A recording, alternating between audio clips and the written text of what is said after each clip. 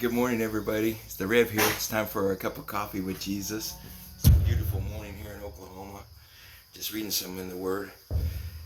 I read some of the scriptures, and when I read some of them, I'm in deep awe and deep wonder. And sometimes I've even repeated these numerous times. But when I look at them again, they take on a new meaning. I'm always blown away when I have highlighted scriptures that I read them and I see something different in them. Today's in Matthew 18, verse 19, and it says, again I say to you, if two of you agree on earth about anything that they may ask, it shall be done for them by my Father who is in heaven. This red letter words, this is Jesus talking.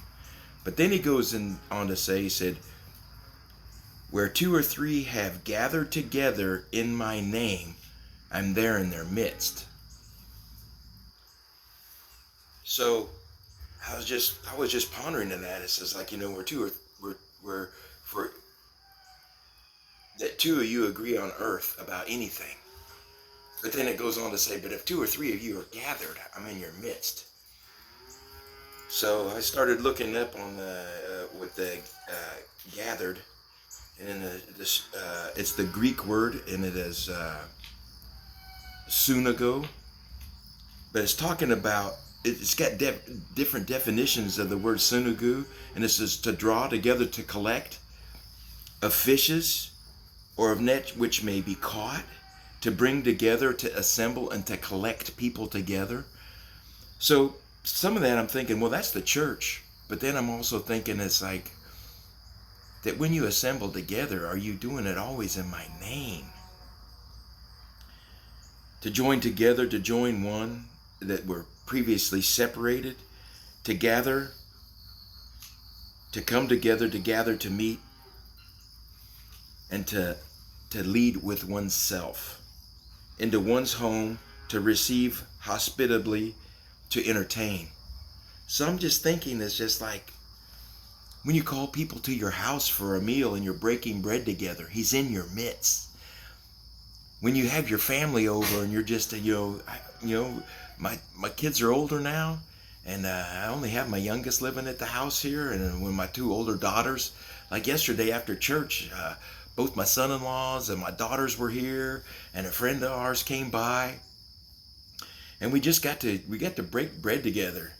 This young man that came by. He actually went to church with us yesterday, and I just thought, the picture of it was we're just having sandwiches yesterday, nothing special, but we were gathered together, and we were gathered together in His name, and He was in our midst. I just love that He was in the midst of our conversation at the table as we're breaking bread together. It was just a good time.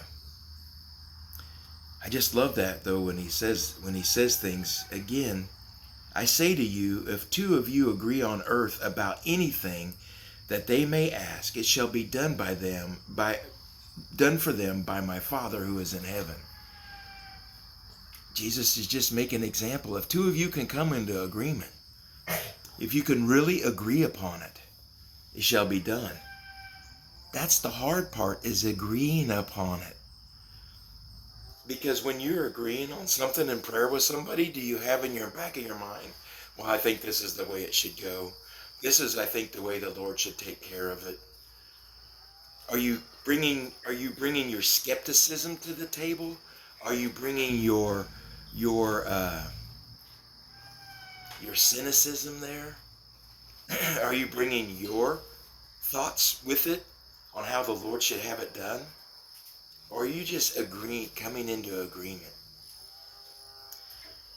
I think that was the key thing that I saw, is just like, who do you have that you can come into agreement with, full agreement with?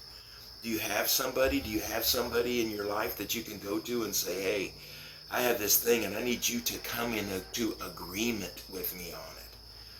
I need your help with this.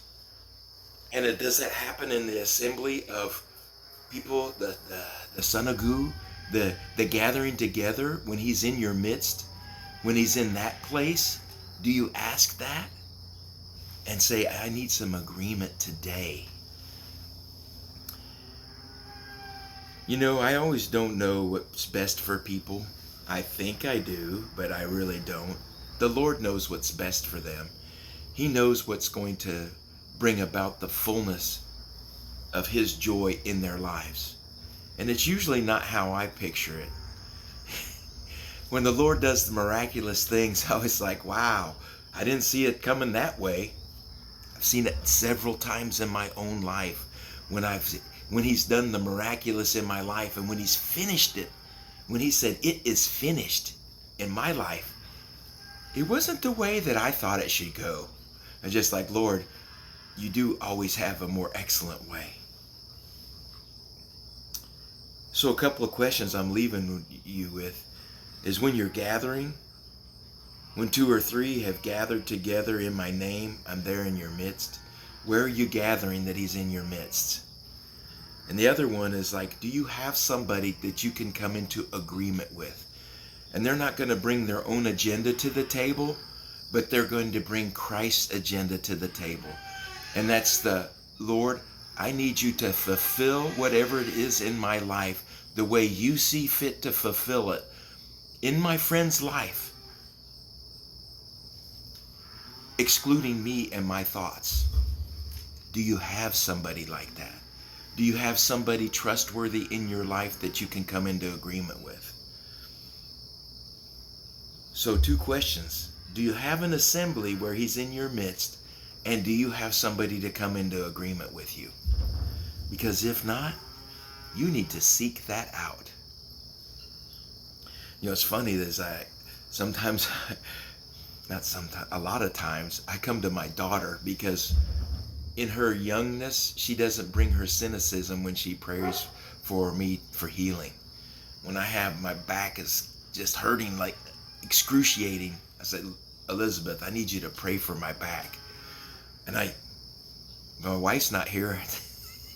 I asked my daughter, because I know that I want it done. I want it healed and whole, because that's what I desire for my body. And I know she can come into agreement with it without bringing her junk.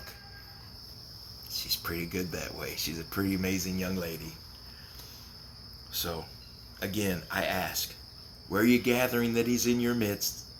And do you have somebody that can come into full agreement with you on the things that you're asking from heaven? I hope you have a good day today.